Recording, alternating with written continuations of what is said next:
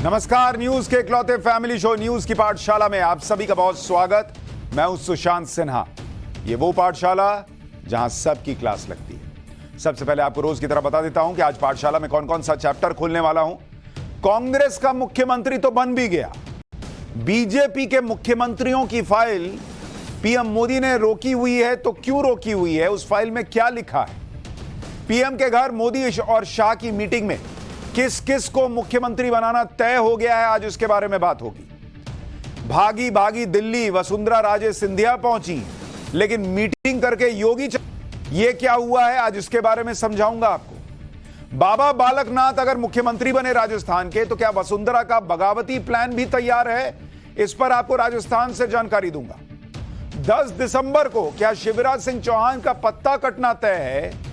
मध्य प्रदेश के किस बड़े नेता ने बड़ा बयान दिया है, आज आपको यह भी दिखाऊंगा। इसके बाद बात होगी गोगा मेडी मर्डर केस की। पुलिस की एफआईआर में अशोक गहलोत का नाम क्यों आया, कैसे आया? करणी सेना प्रमुख गोगा मेडी हत्याकांड पर सबसे बड़े खुलासे का चैप्टर भी लेकर आया हूं। साथ ही बात होगी अंजू और सीमा हैदर की तरह पाकिस्तान से आई दुल्हन जावेरिया खानम का सीक्रेट कनेक्शन क्या है? पाक से आए अंजू और जावेरिया, सीमा हैदर क्यों परेशान हो गई? सीमा हैदर की तरह पाकिस्तान से आई दुल्हन जावेरिया खानम का सच क्या निकला? एक और लड़की पाकिस्तान से आ गई भाई इंडिया, एक सीमा हैदर कम थी, नहीं आई है। क्या कनेक्शन निकल रहा है, आज आपको यह भी समझाऊंगा। और फिर राम मंदिर पर बड़ी खबर। राम मंदिर पर कौन सी बड़ी बात बताने योगी सीधे मोदी के पास पहुंचे? टेस्ट और कठिन इंटरव्यू के बाद राम मंदिर के लिए चुने गए विशेष पुजारी कौन है, आज आपको उनसे मिलवाऊंगा। लेकिन सबसे पहले पाठशाला में दिन भर की बड़ी खबरों का रिवीजन, उसके बाद पहला चैप्टर।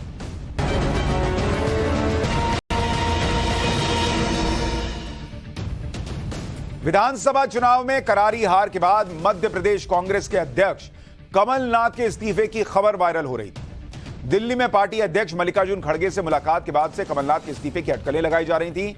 लेकिन अब खबर यह आ रही है कि कमलनाथ ने पार्टी अध्यक्ष को अपना इस्तीफा नहीं सौंपा है। हालांकि मध्य प्रदेश कांग्रेस कमेटी ने कमलनाथ के इस्तीफे की खबर का खंडन किया है। मध्य प्रदेश में बीजेपी की बम्पर जीत के बाद कांग्रेस विधायक का हाई वोल्टेज पॉलिटिकल ड्रामा देखने को मिला। भांडेर सीट से चुनाव जीतकर आए कांग्रेस विधायक ने अपने मुंह पर कालिख पोत ली, जिसका ऐलान उन्होंने पहले ही कर दिया था। कांग्रेस को पूरी उम्मीद थी कि इस बार एमपी में कांग्रेस की सरकार आ रही है। ऐसे में बरैया ने ऐलान कर दिया था कि अगर बीजेपी 50 सीट जीत गई ना, तो मैं मुंह पर कालिख पोत लूंगा। भाई ने पोत ली। बरैया ने अपने वादे के मुताबिक मुंह पर कालिख पोती, लेकिन कांग्रेस की हार का ठीकरा फिर ईवीएम पे भी फोड़ दिया। बंगाल की मुख्यमंत्री ममता बनर्जी आज दार्जिलिंग के एक कुर्सियांग पहुंची, जहां ममता बनर्जी ने टी गार्डन में चाय की पत्तियां तोड़ी। गार्डन में काम कर रही महिलाओं के साथ लोकगीत गाया। इस दौरान ममता पारंपरिक नेपाली पोशाक में भी नजर आई। रक्षा मंत्री राजनाथ सिंह आज तमिलनाडु में तूफान प्रभावित इलाकों का दौरा करते दिखे। इसके बाद राजनाथ सिंह ने तमिलनाडु के मुख्यमंत्री स्टालिन से मुलाकात की। मुलाकात के दौरान राजनाथ सिंह ने स्टालिन को केंद्र की तरफ से राहत के काम के लिए 450 करोड़ रुपए की दूसरी किश्त जारी करने की जानकारी दी। कतर में फंसे भारतीयों को बचाने के मामले में भारत को एक और कूटनीतिक जीत मिल गई है। कतर में भारतीय राजदूत ने आज उन 8 भारतीयों से मुलाकात की है जिन्हें मौत की सजा सुनाई गई। विदेश मंत्रालय ने सभी भारतीयों को हर तरह की कानूनी और राजनयिक मदद देने का भरोसा दिलाया है।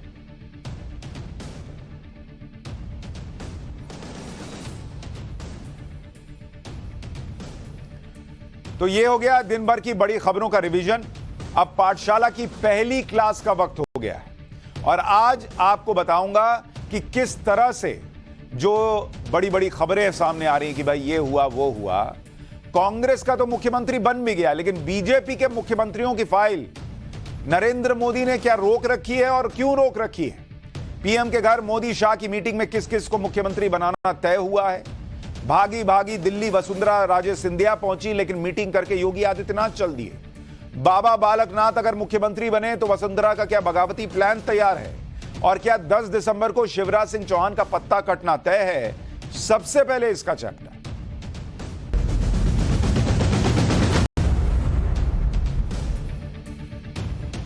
तीन राज्यों में बीजेपी का मुख्यमंत्री कौन होगा, इस पर मीटिंग पे मीटिंग्स चल रही हैं, लेकिन सीएम किसे बनाया जाएगा किसी को हवा तक नहीं लग रही, किसी को कानों कान खबर नहीं मिल रही। भाई ये नरेंद्र मोदी का कल्चर भी है काम करने का, उनका एक तरीका है कि भाई ऐसा नहीं कि हर जगह मीडिया में खबर उड़ रही, किसी को पता नहीं चलता बॉस कौन रेस में है, कौन रेस से बाहर है। आप बस जो भी एनालिसिस कर सकते हैं वो अपने अनुभव से, जो चीजें दिख रही हैं उसके हिसाब से कर सकते हैं। अभी किसी को यह भी नहीं पता चल रहा कि रेस में फाइनल नाम किस किस का है। सिर्फ मीटिंग्स पे मीटिंग चल रही है, ये खबर आ रही है और उसी से अपने अपने अंदाजे लगाए जा रहे हैं कि सीएम की रेस में है कौन कौन। और लोग अब बहुत हैरान भी हो रहे हैं क्योंकि अगर आप देखें आज ही तेलंगाना में नए मुख्यमंत्री ने शपथ ले ली।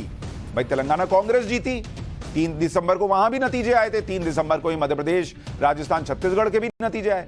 तो कांग्रेस ने मुख्यमंत्री बना भी दिया, शपथ हो गई, वहां पर रेवंत रेड्डी कांग्रेस के नए मुख्यमंत्री बन गए। लेकिन मुख्यमंत्री मध्य प्रदेश में कौन होगा, शिवराज या कोई और, पता नहीं। राजस्थान में वसुंधरा होंगी या बाबा बालकनाथ, पता नहीं। छत्तीसगढ़ में रमन सिंह होंगे या कोई और, पता नहीं। यह कुछ भी क्लियर नहीं है इन 3 राज्यों को लेकर। और अभी तक जो खबर आ रही है सिर्फ मीटिंग पे मीटिंग, मीटिंग पे मीटिंग, इसी की खबर आ रही है।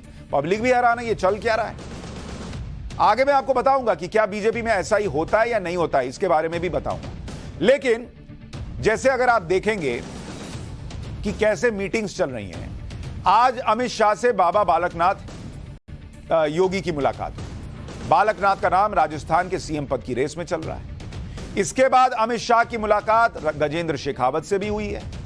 गजेंद्र शेखावत वो नेता हैं जिनका नाम सीएम की रेस में बताया जा रहा है, तो वो भी मिल ली अमित शाह से। इसके बाद वसुंधरा राजे भी दिल्ली में है, उनकी आज शाम 5 बजे बीजेपी अध्यक्ष जेपी नड्डा से मीटिंग होनी थी।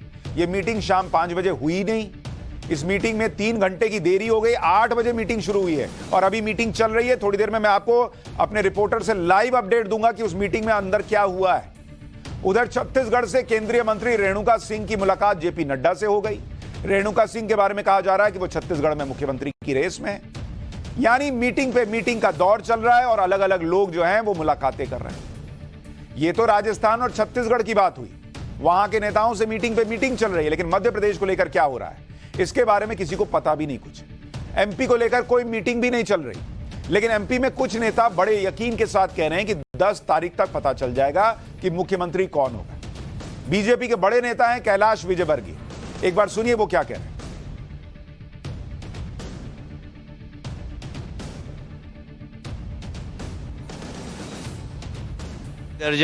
एक दर्जन नाम चल रहे हैं अभी, और नाम भी चलाने वाले आप लोग ही हैं और इसलिए धन्यवाद आपको, आप मेरा नाम चला रहे हैं। हाँ, ये ठीक है, रविवार को खत्म हो जाएगा। विधायकों में से सीएम होगा या कोई नया चेहरा भी आ सकता है कि 230 विधायकों में से ही सीएम होगा? ये मैं कह रहा हूँ ना, इसका जवाब तो आपको 10 तारीख को पता लग जाएगा। अब 10 तारीख की नई डेट आ गई और इसका मतलब यह है कि अभी 2-3 दिन और लगने वाले हैं मध्य प्रदेश के मुख्यमंत्री का नाम ऐलान होने। 2-3 दिन में क्लियर होगा कि सीएम कौन बन रहा है। लेकिन सीएम का नाम सेलेक्ट करने के लिए क्या इतनी देर इसलिए लग रही है कि सीएम पद के लिए किसी नए चेहरे पर चर्चा चल रही है। भाई अगर शिवराज सिंह चौहान का भी बनाना होता तो अब तक हो गया होता, अभी तक क्यों नहीं हुआ? क्या नए नाम पे चर्चा चल रही है? नए चेहरे के लिए पुराने नेतृत्व को क्या विश्वास में लेना है, इसलिए टाइम लग रहा है मध्य प्रदेश को लेकर? क्या नए नाम के ऐलान से पहले माहौल देखा समझा जा रहा है कि भाई नया बनाए, पुराना बनाए, नया और पुराना दोनों बना दें, भाई सीएम डिप्टी सीएम इस टाइप का कुछ कर दें? क्या ये सब असेसमेंट चल रहा है? क्या नाम पहले तय है, बस ऐलान की सही टाइमिंग का इंतजार हो रहा है क्या? या फिर दूसरे राज्यों के नाम अभी तय नहीं हुए इसलिए मध्य प्रदेश का नाम रोक कर रखा गया है? भाई ऐसा तो कहेंगे नहीं, मध्य प्रदेश में तुम ले लो शपथ, बाकी 2 का बाद में करेंगे। जब ऐलान होगा तो तीनों का साथ ही में होगा। अब आप यह भी देखिए कि 3 राज्यों में सीएम बनाने को लेकर कैसे 2 दिन से हाई लेवल मीटिंग का दौर चल रहा है। 5 दिसंबर को प्रधानमंत्री के आवास पर पीएम मोदी ने अमित शाह और जेपी नड्डा के साथ 4 घंटे मीटिंग। पीएम के घर पर अमित शाह, जेपी नड्डा 4 घंटे बैठे रहे, माथापच्ची चली है कि भाई किसको बनाना है। फिर 6 दिसंबर को पीएम आवास पर पीएम मोदी ने अमित शाह के साथ 2 घंटे मीटिंग की, उसमें जेपी नड्डा नहीं थे।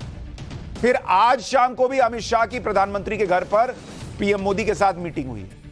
3 दिन से पीएम के घर पर रोज शाम मीटिंग चल रही है। कभी नड्डा जी भी होते हैं, कभी अमित शाह और नरेंद्र मोदी होते हैं सिर्फ, और कोई नहीं होता। मतलब 3 दिन से बैठकों का दौर चल रहा है। और शायद ही ऐसा पहले कभी हुआ हो कि 3 राज्यों के मुख्यमंत्री के नाम से पहले इस तरह से हाई लेवल मीटिंग पे मीटिंग हुई हो। आपको भी याद नहीं होगा कि भाई फलाना जगह बीजेपी की सरकार बनी और पीएम और अमित शाह 3 दिन मीटिंग कर रहे हैं, या नड्डा जी के साथ मीटिंग चल रही है। इतना लेकिन अंदर की बात जो भी है, एक बात तो साफ दिख रही है कि जैसे जैसे एक एक दिन बीत रहा है, नेताओं की बेचैनी बढ़ रही है। जैसे राजस्थान में वसुंधरा खेमे पर रिजॉर्ट पॉलिटिक्स करने का आरोप लग गया है। राजस्थान में बीजेपी विधायक ललित मीणा के पिता और पूर्व विधायक हेमराज मीणा ने आरोप लगाया कि वसुंधरा राजे के बेटे दुष्यंत ने उनके बेटे ललित मीणा को एक रिजॉर्ट में कैद कर लिया था। हेमराज मीणा के मुताबिक उनके बेटे को दुष्यंत सिंह ने मिलने के लिए एक रिजॉर्ट में बुलाया और फिर रिजॉर्ट से जाने नहीं दिया। जब हेमराज मीणा अपने बेटे को लेने रिजॉर्ट गए तो वहां पर उन्हें उनके बेटे से मिलने नहीं दिया गया। यह कहा गया कि पहले दुष्यंत सिंह से बात कर ली थी। हेमराज मीणा ने बताया कि वहां पर राजस्थान के झालावाड़ इलाके के 3 और 12 इलाके के 2 विधायक भी थे जिन्हें वसुंधरा गुट का बताया जा रहा है। हेमराज मीणा बीजेपी के वरिष्ठ नेता भी हैं। उनका कहना है कि रिजॉर्ट में और भी विधायक थे। यानी अब सवाल उठने लगे हैं कि क्या वसुंधरा राजे कोई बगावत भी कर सकती हैं अगर उन्हें मुख्यमंत्री नहीं बनाया गया। टाइम्स नाउ भारत ने हेमराज मीणा से बात की। उन्होंने बताया कि कैसे उन्होंने पार्टी नेताओं के साथ रिजॉर्ट जाकर अपने बेटे को वहां से निकाला। उन्हें वसुंधरा समर्थक विधायकों ने धमकाया भी। लौटते हुए उनकी गाड़ी पर पथराव भी हुआ। सुनिए वो क्या क्या जानकारी दे रहे हैं। मैं ललित जी को मिलने के लिए बुलाया था। हाँ। और दुष्यंत सिंह जी हमारे सांसद वो लेके आए थे। तो उनको वहाँ रिसोर्ट से यहाँ पर कार्यालय पर आने नहीं दे रहे थे। तो हम उनको लेने पहुँच गए। 10-15 आदमी मेरे साथ में थे। तो मैंने प्रदेश के हमारे पदाधिकारियों को बताया। तो हमारे अध्यक्ष जी और भजन लाल जी सब वरिष्ठ लोग पहुँच गए थे। तो वहाँ से जिदोजिद करके हम ललित जी को लेके आ गए। रोकने की कोशिश की गई? हमने ललित को रोकने की कोशिश की। अच्छा। तो हम उनको लेके आ गए। फिर कार्यालय आ गए। गाड़ी पे तोड़फोड़ हुई? गाड़ी में किसी ने पत्थर फेंका दिया, तोड़फोड़ हो गई, कांच टूट गई गाड़ी का। अब आप देखिए वसुंधरा खेमे पर यह आरोप तब लगे हैं जब वसुंधरा राजे दिल्ली में। वो कल रात को ही जयपुर से दिल्ली आई। आज शाम 5 बजे उनकी बीजेपी अध्यक्ष जेपी नड्डा से मीटिंग थी। हालांकि ये मीटिंग टाइम पर नहीं हुई। बाद में कहा गया कि शाम को 7 बजे मीटिंग होगी। फिर आखिरकार रात 8 बजे जेपी नड्डा से उनकी मीटिंग शुरू हो पाई और अभी ये मीटिंग चल रही है। इसी बीच आप ये भी देखिए कि योगी आदित्यनाथ लखनऊ से दिल्ली आए और दोपहर में पीएम मोदी से मीटिंग हो गई। फिर बाद में बीजेपी अध्यक्ष जेपी नड्डा से भी उनकी मुलाकात हो गई। मतलब वसुंधरा रात से आके बैठी हैं, उनकी जेपी नड्डा से मुलाकात नहीं हो पा रही। योगी आदित्यनाथ आज ही पहुंचे, आज ही पीएम से भी मिल लिए, आज ही जेपी नड्डा से भी मिल लिए और फिर वापस भी चले गए। पीएम मोदी के साथ योगी आदित्यनाथ की मीटिंग करीब 1.5 घंटे चली। इसके बाद वो जेपी नड्डा से भी मिल लिए। लेकिन वसुंधरा राजे और जेपी नड्डा की मीटिंग का इंतजार ही होता रहा और आखिर में जाकर रात 8 बजे जेपी नड्डा और वसुंधरा की मीटिंग शुरू हो पाई। कल रात आई वसुंधरा, आज तक वेट कर रही है। इससे भी बहुत कुछ मैसेजिंग जा रही है कि क्या वसुंधरा राजे सिंधिया जो हैं वो मुख्यमंत्री नहीं बनने जा रही। जेपी नड्डा से वसुंधरा की मीटिंग में तो देर हुई, लेकिन अमित शाह और बाबा बालकनाथ की मीटिंग में कोई देर नहीं हुई। अब इससे भी आप अंदाजा लगाइए। यह भी अपने आप में एक बड़ी मैसेजिंग है, क्योंकि यह मीटिंग ठीक उस वक्त हुई जब वसुंधरा दिल्ली में हैं और वो बीजेपी अध्यक्ष से मीटिंग करने वाली थी। इससे ठीक पहले दोपहर में अमित शाह और बाबा बालकनाथ की मीटिंग की खबर आई। इसी से लोग ये अनुमान लगा रहे हैं कि बाबा बालकनाथ सीएम की रेस में आगे हो गए, क्योंकि अमित शाह का बाबा बालकनाथ से अचानक मिलना बड़ी बात है। हमने आपको कल ही बताया था कि विधायक बनने के बाद संसद से इस्तीफा देने वाले जिन सांसदों ने कल पीएम मोदी से मुलाकात की थी, उसमें महंत बाबा बालकनाथ का नाम नहीं था, उनका चेहरा नहीं था। और यह संकेत हो सकता है कि वो मुख्यमंत्री की रेस में आगे चल रहे हैं। बालकनाथ ने कल अलग से जाकर लोकसभा स्पीकर को अपना इस्तीफा सौंपा। चाहते तो वो भी उन सांसदों के साथ पीएम से मुलाकात कर लेते जिन सांसदों ने कल इस्तीफा दिया था, लेकिन कल उनकी फोटो उन सांसदों के साथ नहीं आई। आज वसुंधरा इंतजार करती रह गई और अमित शाह बाबा बालकनाथ से मिल लिए। ये अब इसको लेकर बहुत सारे कयास लगाए जा रहे हैं और अब सिर्फ ये एक संयोग है या फिर यह मुलाकात दूसरे नेताओं के लिए मैसेज है, इसको लेकर बड़ी बातें हो रही हैं। सीएम की रेस में महंत बालकनाथ का नाम तब भी और चर्चा में आ गया था जब संसद भवन में कांग्रेस नेता अधीर रंजन चौधरी ने उन्हें सीएम बनने की ऑलरेडी बधाई दे दी थी। लेकिन अगर बाबा बालकनाथ सीएम बने तो फिर वसुंधरा का क्या होगा? क्या इसी वजह से वसुंधरा राजे सिंधिया दिल्ली में है? यह बड़ा सवाल है। राजस्थान के सीएम को लेकर जब दिल्ली में इतनी गहमा गहमी चल रही थी, उसी बीच वसुंधरा राजे ने पीएम मोदी की तारीफ में एक ट्वीट भी किया। आप देखिए, उन्होंने यह ट्वीट किया और लिखा कि राजस्थान, मध्य प्रदेश और छत्तीसगढ़ में भाजपा की प्रचंड विजय इस बात का प्रतीक है कि मोदी जी की गारंटी के आगे कांग्रेस के झूठे वादे और दावे नहीं चले। आज संसदीय दल की बैठक में यशस्वी प्रधानमंत्री श्री नरेंद्र मोदी जी का सांसदों द्वारा शानदार स्वागत। अब वसुंधरा राजे पहले ही जिस दिन रिजल्ट आए थे उस दिन पीएम के लिए तारीफ में पुल बांध चुकी थी, 2-3 ट्वीट कर चुकी थी। आज दिल्ली में थी और तब ये ट्वीट किया, तो इसके मायने निकाले जा रहे हैं कि क्या जिस तरह से उन्होंने डिनर दिया था विधायकों को और उनको लग रहा है कि आलाकमान नाराज हो गया है, तो उसको थोड़ा सा सॉफ्ट करने का प्रयास कर रही हैं। लेकिन वसुंधरा के समर्थक उनके पक्ष में पूरा माहौल बना रहे हैं। पहले कुछ विधायक वसुंधरा के पक्ष में बयान दे रहे थे, अब सड़कों पर माहौल बनाया जा रहा है। राजस्थान के झालावाड़ में वसुंधरा राजे को सीएम बनाने के लिए हवन चल रहा है, उन्हें फिर से सीएम बनाने के लिए यज्ञ किया जा रहा है। वसुंधरा समर्थक बीजेपी के कुछ नेताओं ने यह हवन पूजन करवाया। इसमें बीजेपी के युवा मोर्चा, किसान मोर्चा और एससी मोर्चा से जुड़े कुछ नेता शामिल थे। इन नेताओं का कहना है कि अगर राजस्थान का विकास चाहिए तो वसुंधरा राजे को ही मुख्यमंत्री बनाना चाहिए। अब यह सब बीजेपी का कल्चर नहीं है कि कौन मुख्यमंत्री बनाइए उसके लिए हवन हो, बयानबाजी हो, डिनर हो, प्रेशर पॉलिटिक्स, ये सब बीजेपी में नहीं चलता भाई। वहां एक अनुशासन है संघ का, बीजेपी का। वहां पर सीधा जो बताया गया, बात किया गया, एक सेंटिमेंट देख लिया गया विधायकों का और फिर नेता तय हो जाता है। ये बहुत अलग तस्वीरें मध्य प्रदेश से, राजस्थान से आ रही हैं इस बार। वसुंधरा राजे झालावाड़ जिले की झालरा पाटन विधानसभा सीट से ही जीती हैं और ये उनकी परंपरागत सीट भी है। वसुंधरा खेमे से प्रेशर पॉलिटिक्स के संकेत मिल रहे हैं, लेकिन अभी बीजेपी इसे डाउन प्ले कर रही है। राजस्थान बीजेपी के प्रदेश अध्यक्ष सीपी जोशी ने कहा है कि राजस्थान में कोई रिजॉर्ट पॉलिटिक्स नहीं हो रही, कहीं कोई दिक्कत नहीं है, जल्द विधायक दल की बैठक होगी। जल्दी ही विधायक दल की बैठक भी होगी, पर्यवेक्षक की नियुक्ति होते ही। मैं सोचता हूं जैसे ही पर्यवेक्षक नियुक्त होंगे तो विधायक दल की बैठक भी कॉल की जाएगी। विधायक दल की बैठक के बाद आगामी कार्यक्रम प्रक्रिया भी तैयार नहीं, कोई बाड़ेबंदी नहीं। सब लोग को अपने क्षेत्र में देव दर्शन कर रहे हैं, सभी लोग अपने क्षेत्र में जनता को धन्यवाद दे रहे हैं और जैसे ही विधायक दल की बैठक होगी सब लोग जयपुर आए। ये सारे निर्णय विधायक दल की बैठक के बाद होंगे और मैं सोचता हूँ कि पार्लियामेंट्री बोर्ड जो तय करेगा, पार्टी का आंतरिक लोकतंत्र है और जो होगा पार्टी के और प्रदेश के हित में होगा। यानी सीपी जोशी तो कह रहे हैं कि भाई कोई दिक्कत नहीं है, लेकिन सवाल यह है कि अगर दिक्कत नहीं है तो विधायक दल की बैठक 4 दिन में हो क्यों नहीं पाई है। यहां कांग्रेस का सीएम बन गया, यहां विधायक दल की बैठक नहीं हो पा रही। दूसरा, वसुंधरा से मीटिंग में देरी क्यों हुई? क्या वसुंधरा दिल्ली जो है वो बातचीत करने आई है जब उनको लगा कि भाई यहां मामला जो है वो बनेगा नहीं? हमारे 2 सहयोगी हमारे साथ इस बड़ी खबर पर जुड़ रहे हैं। हमारे साथ अमित हमारे सहयोगी हैं जो जेपी नड्डा के घर के बाहर मौजूद हैं, और भंवर पुष्पेंद्र हमारे साथ जयपुर से जुड़ रहे हैं जो वहां जयपुर में राजस्थान में क्या चल रहा है इस पर अपडेट देंगे। लेकिन पहले अमित, आपसे 2 सवाल जिनके छोटे छोटे जवाब चाहिए। एक, क्या वसुंधरा और जेपी नड्डा की मुलाकात खत्म हो गई है? और दूसरा ये कि कल रात से वसुंधरा आई हुई थी और 5 बजे मीटिंग होनी थी जेपी नड्डा के साथ, ये मीटिंग फिर देर से क्यों शुरू हुई?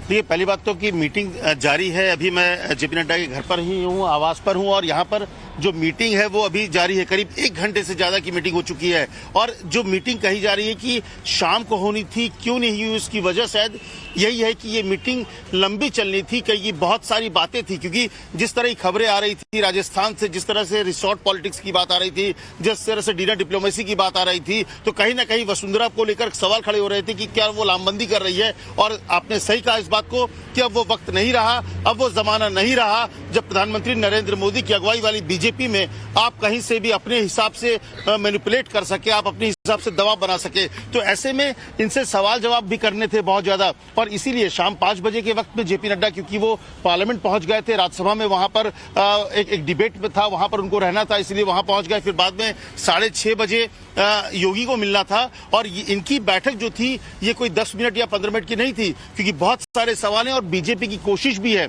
कि 2024 से पहले वसुंधरा को, ठीक है ये सही बात है कि वो चेहरा जो है वसुंधरा नहीं है, प्रधानमंत्री चेहरा है, सब कुछ प्रधानमंत्री है, लेकिन बीजेपी कोशिश है कि ऑनबोर्ड किया जाए 2024 से पहले, सबको साथ किया जाए। देखिए अमित, पॉलिटिक्स में बहुत सारी चीजें जो हैं वो आपको सांकेतिक रूप पर जो दिखती हैं उससे समझना होता है। आज कम से कम जिस तरह से वसुंधरा कल रात से आई हुई है, उनको इंतजार कराया गया, 5 बजे का समय देकर 8 बजे पार्टी अध्यक्ष मिल रहे हैं, इससे कमोबेश ऐसी तस्वीर लग रही है कि वसुंधरा इस वक्त मुख्यमंत्री की रेस में तो शायद नंबर 1 पर नहीं, और अगर हैं तो उनको यह मैसेज भी दिया जा रहा है कि आपको अगर बनाएंगे तो पहले से तय होगा या बातचीत करके बनाएंगे, आपको यह सब करने की जरूरत नहीं है, जैसी खबरें आ रही हैं। एक बार जल्दी से जयपुर चलते हैं। भंवर पुष्पेंद्र, ये जो सीपी जोशी तो कह रहे हैं कि कोई वहां पर रिजॉर्ट पॉलिटिक्स और ऐसा कोई बगावती बात नहीं है, लेकिन क्या वसुंधरा खेमा कुछ खेमा कहना चाहिए? कोई वसुंधरा खेमा दिख रहा है वहां पर? कोई रिजॉर्ट पॉलिटिक्स की तैयारी चल रही है वहां पर? देखिए, तैयारी की जहां तक बात है, खुद हेमराज मीणा जो कि ललित मीणा के फादर भी हैं और बीजेपी में बड़ी भूमिका वो निभाते हैं, वरिष्ठ नेता हैं बीजेपी के, एसटी मोर्चा में भी हैं और भरतपुर के संभाग प्रभारी भी हैं। ऐसे में संगठन का व्यक्ति अगर ये बात करता है कि उनके बेटे जो कि विधायक हैं ललित मीणा, उनको ले जाया गया और उसमें सांसद दुष्यंत सिंह का नाम सामने आ रहा है, उन्होंने बाकायदा माइक के ऊपर, कैमरे के ऊपर ये बात कही है, तो ये कहा जा सकता है कि संगठन का व्यक्ति अगर कोई बात कह रहा है तो उसका कुछ न कुछ धरातल होगा। अब ये एक गुटबंदी है या फिर कोई पॉलिटिकल पैतरा है, ये कह पाना थोड़ा भी मुश्किल है, क्योंकि ये जांच का विषय है। संगठन जब कह रहा है कि हम देखेंगे, हम इसकी जांच करेंगे कि क्या है, हालांकि संगठन के जो प्रदेश अध्यक्ष हैं उन्होंने कहा कि ऐसी कोई बात सामने नहीं आई है, जबकि खुद हेमराज मीणा ने कहा कि उनको ये जानकारी दी गई थी, प्रदेश के जो अध्यक्ष हैं उनको जानकारी दी गई थी, उसके अलावा जो उपाध्यक्ष हैं यानी मोटे तौर पर जो चीज अभी हमने उनका बयान भी सुनाया, आपसे बातचीत भी सुनाई, तो कई बातें निकल कर आ रही हैं और अभी देखना होगा कि वसुंधरा राजे जब जेपी नड्डा के घर से निकल कर आती हैं तो वो क्या कहती हैं। अमित, आप बने रहिए वहीं पर, हम आपके पास अपडेट के लिए लौटेंगे। वैसे बीजेपी का ये ट्रेंड रहा है कि जब मुख्यमंत्री का नाम पहले से तय नहीं होता तो फिर बड़े राज्यों में कभी कभी देरी हो भी जाती है। जैसे अगर मैं आपको कुछ उदाहरण बताऊं, जैसे कई बार ये सवाल उठ रहा ना कि भाई बीजेपी में टाइम क्यों लग रहा है, तो कई बार बीजेपी टाइम लेती है। अगर राज्य बड़ा है तो वहां पर बीजेपी को समय भी लगता है। जैसे अगर मैं आपको महाराष्ट्र बताऊं, महाराष्ट्र 2014 की बात आपको बता रहा हूं। रिजल्ट आया कितने तारीख को आया था? 2014 में रिजल्ट आया था। रिजल्ट आने के सीएम का नाम कब अनाउंस हुआ? रिजल्ट के 9 दिन बाद। तो अभी 4 दिन हुआ है मध्य प्रदेश, राजस्थान, छत्तीसगढ़ को लेकर। लेकिन ऐसा नहीं कि पहली बार हो रहा है भाई। आप देखिए, महाराष्ट्र में 9 दिन लग गया था मुख्यमंत्री का नाम ऐलान कर। इसी तरह से अगर आप यूपी देखेंगे, 2017 जब पहली बार योगी आदित्यनाथ सीएम बने तो रिजल्ट के 7 दिन बाद योगी आदित्यनाथ का नाम आया। 7 दिन के बाद, 1 हफ्ता लगा, लोग कयासी लगाते रह गए और उस समय तो मनोज सिन्हा जी का नाम बहुत तेजी से आगे चल रहा था। लेकिन ये बड़े राज्य हैं, महाराष्ट्र हो गया, यूपी हो गया। जब छोटे राज्य होते हैं जहां पर विधानसभा छोटी है तो वहां पर अमूमन देखा गया है कि नाम जल्दी आ जाता है। जैसे अगर आप त्रिपुरा देखिए, त्रिपुरा में 2018 में मात्र 3 दिन में सीएम का नाम आ गया था, 3 दिन लगे थे। इसी तरह से अगर आप झारखंड देखिए, जब 2014 की बात बता रहा हूं, झारखंड में 2014 छोटी विधानसभा है, 3 दिन बाद नाम आ गया। हरियाणा को अगर आप देखेंगे, हरियाणा की बात करूं, हरियाणा में 2014 जब पहली बार खट्टर साहब सीएम बने थे, उसमें 2 दिन लगा और 2 दिन के बाद नाम आ गया। तो हो सकता है कि इस बार जो है 2 बड़े राज्य हैं, राजस्थान और मध्य प्रदेश, तो हो सकता है उसी वजह से छत्तीसगढ़ जो इसकी विधानसभा छोटी है उसका मामला जो है वो फंस गया। हो सकता है वह नाम तय हो गया हो, लेकिन मध्य प्रदेश, राजस्थान में क्या करना है उसमें सोच समझ के सारे परमुटेशन, कॉम्बिनेशन देखकर हो सकता है तय हो रहा हो, और इसीलिए ये देरी हो रही है। वैसे छत्तीसगढ़ को लेकर लगातार ये बातें कही जा रही हैं कि वहां पर आदिवासी महिला को मुख्यमंत्री बनाया जा सकता है, और इसमें रेणुका सिंह का नाम सबसे आगे। रेणुका सिंह केंद्र सरकार में आदिवासी मामलों के विभाग में राज्य मंत्री भी हैं। उन्हें विधानसभा चुनाव लड़ने के लिए भेजा गया था। विधानसभा चुनाव में जीत के बाद रेणुका सिंह संसद से इस्तीफा दे चुकी है और आज रेणुका सिंह की बीजेपी अध्यक्ष जेपी नड्डा से मुलाकात भी हुई। तो बीजेपी वैसे भी आदिवासी समाज में अपनी पकड़ मजबूत करती जा रही है। आदिवासी को राष्ट्रपति बनाया, और अगर रेणुका सिंह आदिवासी समाज से आती हैं, अगर वो छत्तीसगढ़ की मुख्यमंत्री बन जाए तो बहुत आश्चर्य नहीं होगा। रेणुका सिंह के पक्ष में जो बातें जाती हैं वो भी आपको बताता हूं। भाई, एक तो वो तेज तर्रार नेता हैं और आदिवासी महिला चेहरा। छत्तीसगढ़ में करीब 33-34% आदिवासी आबादी रहती है और इसलिए किसी आदिवासी नेता को मुख्यमंत्री बनाया जा सकता है, कहा जा रहा है। रेणुका सिंह छत्तीसगढ़ के उस सरगुजा इलाके से हैं जो कांग्रेस का गढ़ था और जहां कांग्रेस बुरी तरह से हारी। सरगुजा इलाके में पिछली बार कांग्रेस ने 14 की 14 सीटें जीती थी। इस बार बीजेपी ने 14 की 14 सीटें कांग्रेस से छीनी। इसी इलाके में कांग्रेस के डिप्टी सीएम टीएस सिंह देव अपनी सीट भी नहीं बचा पाए। कई सीटें तो ऐसी थी जहां बीजेपी कभी नहीं जीती थी, वो सीटें भी बीजेपी ने इस बार जीती। और वो इलाका जहां कांग्रेस के पास 14 की 14 सीटें थी, वो अब बीजेपी के पास 14 की 14 सीटें आई और उसी इलाके से रेणुका सिंह आती हैं। तो माना जा रहा है कि हो सकता है रेणुका सिंह को भी मुख्यमंत्री बनाया जाए। उधर राजस्थान और छत्तीसगढ़ के नेता तो दिल्ली में आकर मिल रहे हैं, लेकिन मध्य प्रदेश के नेताओं की दिल्ली में कोई हलचल नहीं दिख रही। सिर्फ शिवराज सिंह चौहान जो है वही माहौल बनाए हुए हैं। वो लगातार राज्य में घूम घूम कर जनता से मिल रहे हैं। कल वो छिंदवाड़ा गए थे, आज वो शिवपुर में लाडली बहना योजना के लाभार्थियों से मिलने पहुंचे। शिवराज सिंह जब आज सीएम पद पर उनसे जब सवाल किया गया तो कहने लगे कि ये पार्टी तय करेगी, ये पार्टी का काम है, मेरा नहीं है। वो जनता के बीच जाकर ये भी कह रहे हैं कि काहे का मुख्यमंत्री, मैं तो मामा हूं। सुनिए शिवराज सिंह चौहान कैसी बातें कर रहे हैं। पार्टी तय करेगी कौन मुख्यमंत्री होगा, ये काम पार्टी का है, मेरा नहीं। मिशन 29 पे हमने काम करना शुरू कर दिया है। लोकसभा में 29 की 29 सीटें भारतीय जनता पार्टी जीते। देखो मेरे लिए कोई जनता थोड़ी है आप, मैं मुख्यमंत्री थोड़ी हूँ आपके लिए। बताओ मुख्यमंत्री लगता हूँ कि भैया, अरे जोर से बोलो ना, भांजे भांजे तुम भी बोलो रे। अपन तो भैया और मामा है, काय का मुख्यमंत्री।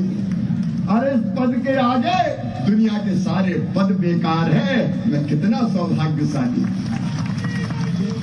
कितनी बहनों का भाई। अब शिवराज सिंह चौहान जो कर रहे हैं उसको लेकर चर्चा ये हो रही है कि वो कुछ ज्यादा ही इनडायरेक्ट माहौल बना दे रहे हैं। मतलब शिवराज सिंह चौहान के लिए कहा जा रहा है कि वो शादी में बिजी दिखने वाले वो रिश्तेदार लग रहे हैं जो पूरा माहौल बनाए हुए हैं कि ये देखो फूल वाला आया कि नहीं है, देखो केटरर आया कि नहीं है, देखो उसका कपड़ा सिलाया कि नहीं। जबकि अभी शादी में 6 महीना बचा हुआ है और लड़का और लड़की पहले ही कह रहे हैं कि भैया आपको इतनी चिंता करने की जरूरत नहीं है, सब सॉर्टेड है, सब सेट है, सब टेंडर दिया हुआ है, सब अपने आप आएंगे, आपको इतना नहीं हंगामा करना है। लेकिन वो कर रहे हैं कि नहीं नहीं भाई, जैसे लोग कह रहे हैं ना कि लोकसभा में हमको मोदी जी को 29 सीटें जितानी है, 29 की 29। पिछले बार 28 जीते थे, ऐसा लग रहा है कि 28 नहीं 14 जीते थे, 12 जीते थे, इस बार सीटें बहुत बढ़ानी। अरे एक ही ना सीट कम जीते थे, तो इसलिए लोगों को लग रहा है कि वो ज्यादा ही इनडायरेक्ट माहौल बना रहे हैं। जब तक सीएम का नाम तय नहीं हो जाता तब तक हर कोई अपने तरीके से हाथ पर मार रहा है। ग्वालियर में नरेंद्र सिंह तोमर के पोस्टर लग गए जिसमें बॉस लिखा, मध्य प्रदेश के नक्शे में बॉस लिखा हुआ है। पोस्टर में लिखा था कि एमपी के बॉस को बधाई, लेकिन जब इस पोस्टर की चर्चा होने लगी तो इसे आनंद फानंद में हटा दिया गया। क्या शिवराज को बीजेपी फिर मौका देगी या फिर नई पीढ़ी के नेता सामने आएंगे, ये बड़ा सवाल खड़ा हो गया है। क्योंकि आप देखिए कि एमपी में कई सालों से एक जैसे नेता ही दिख रहे हैं। बीजेपी में अगर शिवराज सिंह चौहान है तो कांग्रेस में कमलनाथ और दिग्विजय सिंह, और इन लोगों को नेतृत्व करते हुए करीब 20 साल हो गया भाई। हर 20 साल में पीढ़ी बदल जाती है, बदलाव होता है, इसलिए पार्टियां भी नए नेतृत्व की तरफ देखती है। जैसे तेलंगाना में कांग्रेस ने रेवंत रेड्डी जैसे नेता पर भरोसा किया। रेवंत रेड्डी आज सीएम है, उन्होंने आज ही तेलंगाना के मुख्यमंत्री पद की शपथ ली है। और दिलचस्प बात देखिए, आज जब रेवंत रेड्डी तेलंगाना सचिवालय में अपने ऑफिस गए और कुर्सी पर बैठे तो वहां मंत्रोच्चार के साथ पदभार लिया। सोचिए, एक तरफ तो कांग्रेस के ऐसे सहयोगी हैं जो सनातन को गाली दे रहे हैं, दूसरी तरफ कांग्रेस का एक मुख्यमंत्री है जो मंत्रोच्चार के साथ कुर्सी पर बैठ रहा है। एक बार देखिए वहां क्या हुआ।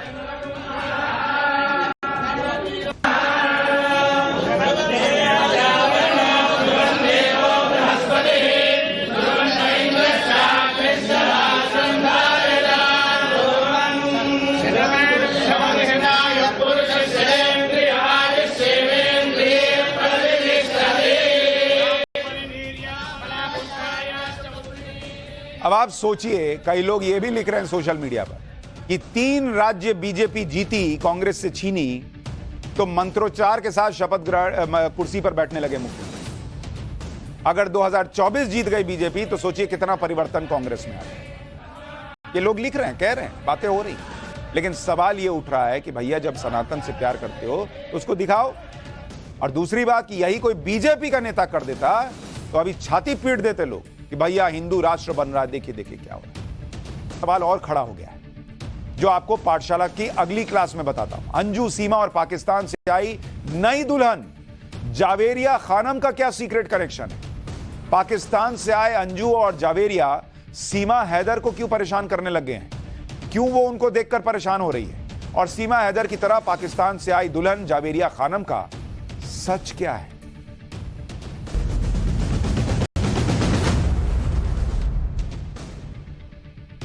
हिंदुस्तान, पाकिस्तान और 3 लड़कियां।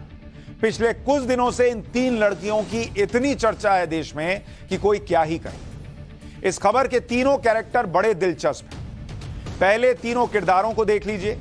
अंजू जो अपने प्रेमी से मिलने पाकिस्तान गई थी, अब भारत लौट आई है। तमाम सवाल खड़े हो रहे हैं कि भैया अंजू क्या कोई जासूस है, क्या है, यह पता लगना चाहिए। क्या उसे पाकिस्तान ने भेजा है जासूसी करने? दूसरा कैरेक्टर सीमा हैदर का है, जिसके बारे में सब जानते हैं। और अब तीसरा कैरेक्टर इसमें घुस गया है जावेरिया खानम का, जो पाकिस्तान से भारत आई। इन तीनों ही लड़कियों की कहानी में ऐसे ऐसे ट्विस्ट और राज हैं जो हैरान करते हैं, साथ ही कई सवाल भी खड़े हो रहे हैं। अंजू के पाकिस्तान से भारत आने का राज क्या है? इसका जवाब अभी तक पूरी तरह से नहीं मिल पाया। क्या अंजू के पीछे नसरुल्लाह भी भारत आएगा? अंजू अपने हिंदुस्तानी पति के साथ क्या करने वाली है? अंजू के आने से सीमा हैदर क्यों परेशान हो गई? अंजू का सीक्रेट दुबई प्लान क्या है? सीमा और सचिन की जिंदगी में तूफान आने वाला है क्या? पाकिस्तान से आई जावेरिया का फ्यूचर प्लान क्या है? क्या जावेरिया खानम हमेशा भारत में रह पाएगी? क्या वो भी सीमा हैदर की तरह कहेगी कि मुझे भारत के लोग अपना लें, भारत की सरकार जो है वो यहीं रहने दे? इन सवालों के जवाब आपको पाठशाला में सिलसिलेवार तरीके से देंगे। इन तीनों लड़कियों में सबसे ज्यादा लाइमलाइट फिलहाल पाकिस्तानी दुल्हन जावेरिया खानम को मिल रही है। जरा जावेरिया खानम की तस्वीर डालिए, जो अपने समीर नाम के दोस्त से शादी करने के लिए आई। ये समीर है और ये जावेरिया खानम है। जावेरिया पाकिस्तान से आई। जावेरिया खानम 5 दिसंबर को अटारी बॉर्डर के रास्ते भारत आई थी। भारत आने पर जावेरिया कितनी खुश है वो उसके चेहरे से दिख रहा है। अटारी बॉर्डर पर जावेरिया के वेलकम के लिए उसके मंगेतर समीर और उनका पूरा परिवार पहुंच गया था। ढोल नगाड़ों के साथ जावेरिया का स्वागत हुआ था। मतलब वही फील, वही चीजें चल रही हैं जो सीमा हैदर जो आई उसके साथ शुरू में तो वो आ गई, बाद में ये सब ढोल नगाड़े, हंसी मजाक सब कुछ होने लगे। अभी जावेरिया खानम आई है पाकिस्तान से, उसका स्वागत तो बॉर्डर पर ही हो गया। पाकिस्तानी दुल्हन जावेरिया खानम के आने से सीमा हैदर को बहुत टेंशन होगी, क्योंकि उसकी लव स्टोरी सीमा और सचिन से भी ज्यादा ट्रेंड कर रही है। भारत आने के लिए जावेरिया को लंबा इंतजार भी करना पड़ा, लेकिन अब पाकिस्तानी जावेरिया भारत के समीर की दुल्हनिया बनने के लिए पूरी तरह से तैयार है। पाकिस्तानी जावेरिया खानम और हिंदुस्तानी समीर का रिश्ता आज से 5 साल पहले शुरू हुआ था। असल में 2018 में कराची की रहने वाली 21 साल की जावेरिया खानम और कोलकाता के रहने वाले समीर की शादी तय हुई। लेकिन इसके अगले ही साल यानी 2019 में कोरोना लॉकडाउन की वजह से जावेरिया और समीर की शादी टल गई, क्योंकि लॉकडाउन की वजह से जावेरिया भारत नहीं आ पाई। इसके बाद से ही जावेरिया खानम लगातार भारत में आकर समीर से शादी करने के लिए वीजा अप्लाई कर रही थी, लेकिन उनका वीजा जो एप्लीकेशन है वो कई बार रिजेक्ट हो जा रहा था। अब जब जावेरिया भारत आ गई तो वो अपनी खुशी नहीं छिपा रही। एक बार जावेरिया खानम जब भारत पहुंची हैं, समीर से मिली हैं, गजब ही माहौल है। सुनिए क्या कह रहे हैं। बहुत खुशी हो रही है, मतलब ये बहुत अनएक्सपेक्टेड था और मैं ख़ास तौर पे इंडियन गवर्नमेंट और मकबूल अहमद साहब का बहुत शुक्रिया अदा करना चाहती हूँ। उनकी तरफ से बहुत मदद हुई है हमारी, तो आज हम यहाँ इंडिया में खड़े हैं। बहुत अच्छा, बहुत ही अच्छा। मैं गेट से एंटर हुई हूँ और सबके मुबारक हो, मुबारक हो। सब बहुत बहुत प्यार दे रहे हैं। अच्छा, बहुत अच्छा लग रहा है मुझे, यकीन नहीं आ रहा। समीर कोलकाता के रहने वाले हैं और जावेरिया खानम कराची की रहने वाली। इन दोनों की शादी कैसे फिक्स हुई, यह भी बड़ा दिलचस्प किस्सा है। समीर के कई रिश्तेदार पाकिस्तान में रहते हैं। जब समीर जर्मनी से पढ़ाई करके कोलकाता लौटे तो उन्होंने भारत आने के बाद अपनी मां के मोबाइल फोन में जावेरिया की तस्वीर देखी। जावेरिया की तस्वीर देखने के बाद समीर ने फैसला किया कि वो उसी के साथ शादी करेंगे। उसके बाद समीर की फैमिली ने जावेरिया के परिवार वालों से बात की और सबकी रजामंदी से समीर और जावेरिया की शादी फिक्स कर दी गई। समीर और जावेरिया की कहानी में बॉलीवुड फिल्म वीर ज़ारा का एंगल भी है, ऐसा कहा जा रहा है। क्यों, वो भी सुनिए। दरअसल फिल्म वीर ज़ारा में भारत के रहने वाले हीरो वीर को पाकिस्तान की रहने वाली हीरोइन ज़ारा से प्यार हो गया, ठीक उसी तरह जैसे भारत के रहने वाले समीर को पाकिस्तान के रहने वाली जावेरिया खानम से प्यार हुआ है। फिल्म वीर ज़ारा में वीर अपनी प्रेमिका ज़ारा से मिलने सीमा पार करके पाकिस्तान जाता है। हालांकि रियल जिंदगी में जावेरिया प्रेमी से मिलने सीमा पार करके पाकिस्तान से भारत आई है। फिल्म वीर ज़ारा में भी हीरो वीर को पाकिस्तान में अपनी प्रेमिका ज़ारा से मिलने के लिए काफी दिक्कतों का सामना करना पड़ा था।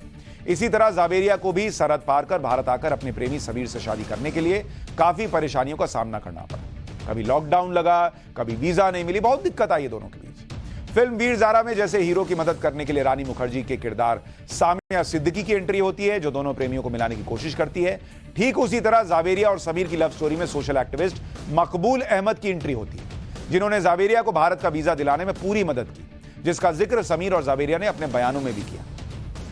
और अब समीर और जावेरिया की कोशिश रंग लाती दिख रही है। खबर है कि जनवरी के पहले हफ्ते में कोलकाता में पाकिस्तानी दुल्हन और भारतीय दूल्हे समीर खान शादी के बंधन में बन जाएंगे। फिलहाल जावेरिया और 45 दिन का वीजा मिला है। समीर से शादी के बाद वो लॉन्ग टर्म वीजा के लिए अप्लाई करेगी और बहुत संभव है कि भारत की नागरिकता के लिए भी अप्लाई करें। अगर पाकिस्तानी दुल्हन जावेरिया को आजकल सबसे ज्यादा लाइमलाइट मिल रही है तो सबसे ज्यादा राज अंजू के पास है। अंजू जिस तरह सबसे छुपकर बिना बताए पाकिस्तान गई थी, उसी तरह से अचानक चुपचाप भारत आ गई। अंजू जब पाकिस्तान गई थी तो वो अंजू थी, भारत फातिमा बनकर आई। लेकिन 29 नवंबर को भारत आई अंजू अब तक अपने बच्चों से नहीं मिल पाई। भारत आने के बाद अंजू अचानक कुछ दिनों के लिए गायब हो गई थी। पाकिस्तान में अंजू के साथ क्या क्या हुआ ये भी नहीं बता रही, यानी अंजू को लेकर रहस्य सुलझ नहीं रहे। टाइम्स नाउ ने भारत के साथ बातचीत के दौरान अंजू ने अपना फ्यूचर प्लान भी बताया। अंजू ने कहा कि वो नसरुल्लाह को भारत बुलाएगी, अपने बच्चों से मिलवाएगी और उसके बाद दोनों दुबई शिफ्ट हो सकते हैं। अगर अंजू दुबई शिफ्ट होना चाहती है तो ये अंजू की मर्जी, लेकिन क्या अंजू की फाइनेंशियल कंडीशन ऐसी है कि वो दुबई जैसे महंगे शहर में अपनी गृहस्थी बसा सके? ये किसी को नहीं पता। लेकिन अब अंजू, सीमा और जावेरिया की कहानी के बाद अब आपको यह भी बता दूं कि अंजू जब भारत में थी तो बहुत ज्यादा कमाती नहीं थी। पति अरविंद की कमाई से घर चलता था। नसरुल्लाह की कमाई भी बहुत ज्यादा नहीं है। नसरुल्लाह का पारिवारिक बिजनेस चाकू छुरियों का है। नसरुल्लाह के पास भी बहुत ज्यादा सेविंग्स नहीं है। ऐसे में दुबई में अंजू और नसरुल्लाह कैसे रहेंगे, यह भी बड़ा सवाल है। क्या अंजू और नसरुल्लाह को कोई फाइनेंस कर रहा है? किसी नए देश में जाकर नई जिंदगी शुरू करना इतना आसान नहीं होता। घर चाहिए, नौकरी चाहिए, राशन चाहिए, बिजली पानी का बिल, तमाम चीजें होती। खैर, इससे आगे अब हम बढ़ते हैं अगले चैप्टर की तरफ और पाठशाला में अब अयोध्या में बन रहे भव्य राम मंदिर का चैप्टर। राम मंदिर पर कौन सी बड़ी बात बताने योगी सीधे मोदी के पास पहुंचे थे? राम मंदिर में रामलला के स्वागत के लिए वीवीआईपी की लिस्ट आपको हैरान कर देगी। टेस्ट और कठिन इंटरव्यू के बाद राम मंदिर के लिए चुने गए विशेष पुजारी कौन है, आज उनसे भी मिलवाऊंगा।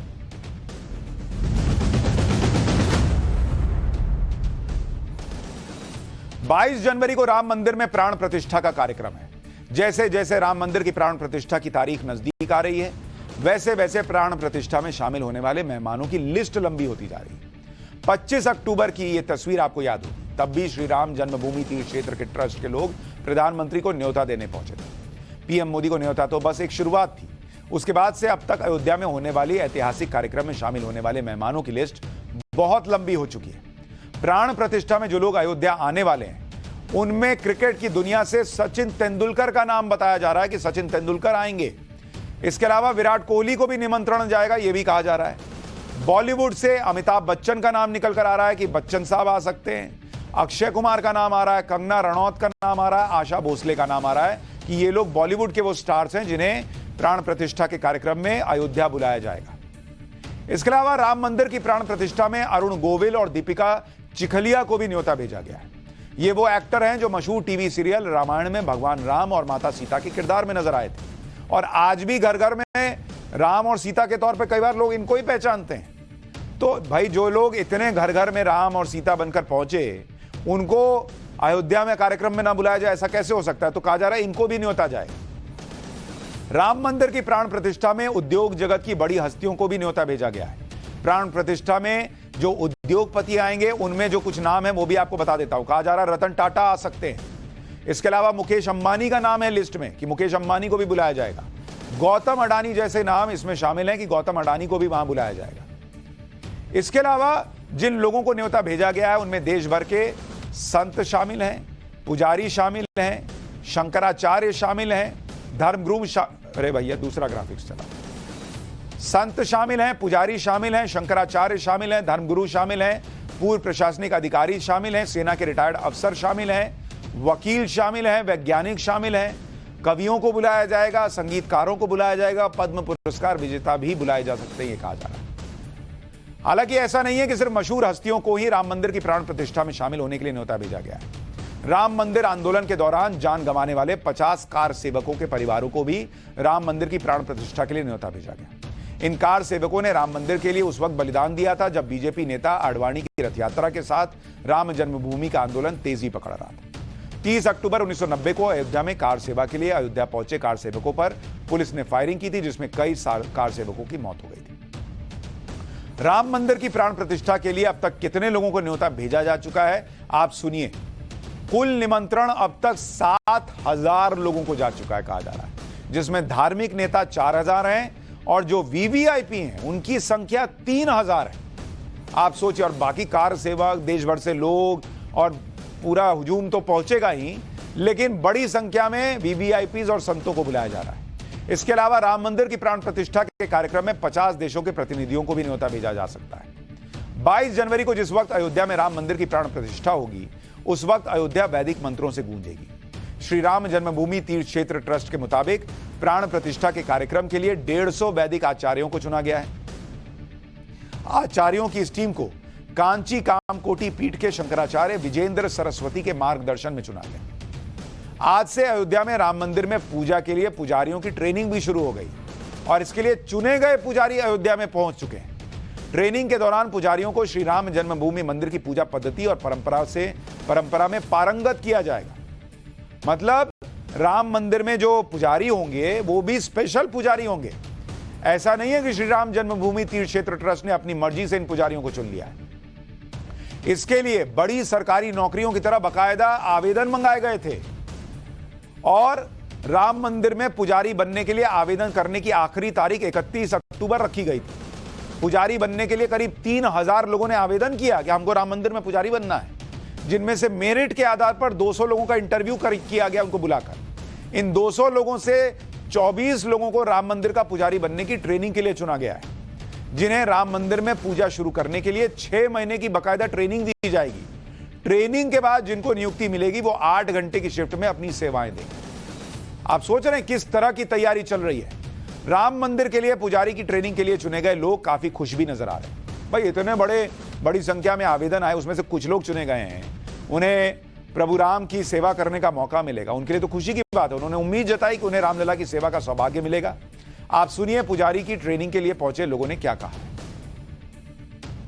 मेरा ये अभिलाषा, जब मेरा प्रशिक्षण हो रहा था, जब इंटरव्यू हो रहा था, तो यही प्रार्थना था भगवान से कि ये जो इंटरव्यू है मेरा सफल हो और मैं आपके शरण में आऊं और प्रशिक्षण कर भी मैं प्रभु राम जी की सेवा में अनंत भाव से अपने जब तक जीवन है तब तक प्रभु राम के शरणों में रहूं।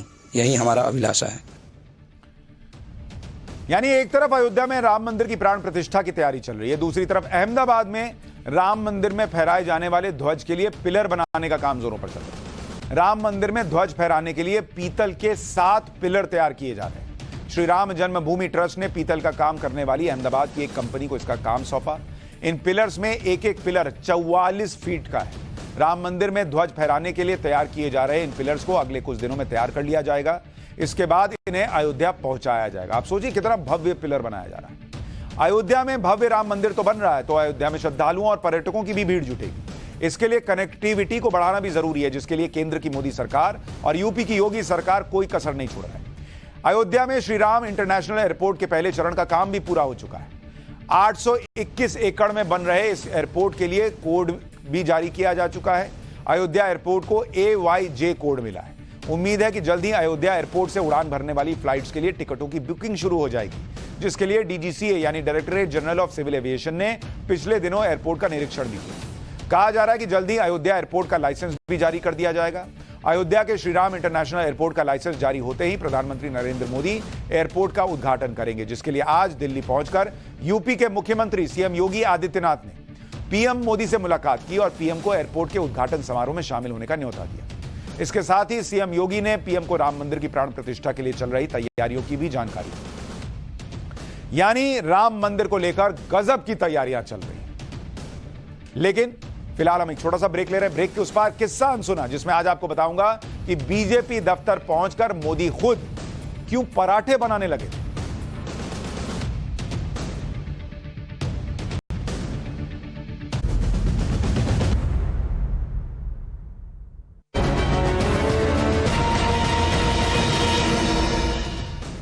पाठशाला में अब किस्सा अनसुना। बात उस समय की है जब 90 के दशक में नरेंद्र मोदी हरियाणा में बीजेपी संगठन के लिए काम करते थे। रोहतक जिले में नरेंद्र मोदी के तब के सहयोगी रहे दीपक कुमार ने उनसे जुड़ा किस्सा सुनाया।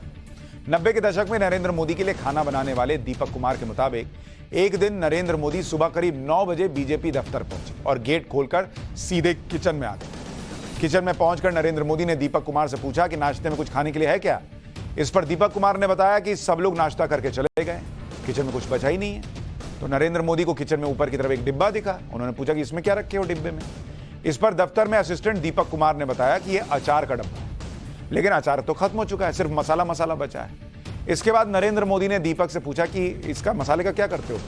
तो दीपक कुमार ने जवाब दिया कि कुछ नहीं करते हैं, तो फेंक देते हैं, किसी के काम तो आता नहीं है।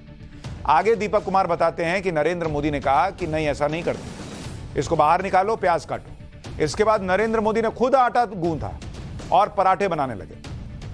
दीपक कुमार ने बताया कि नरेंद्र मोदी ने अचार के मसाले और प्याज के साथ अपने हाथ के बने पराठे खाए और उन्हें भी खिलाया। दीपक कुमार इस घटना को याद करते हुए कहते हैं कि इससे मोदी जी की सादगी और कोई भी चीज बर्बाद नहीं करने की सोच का पता चलता है। और अब आगे बढ़ने से पहले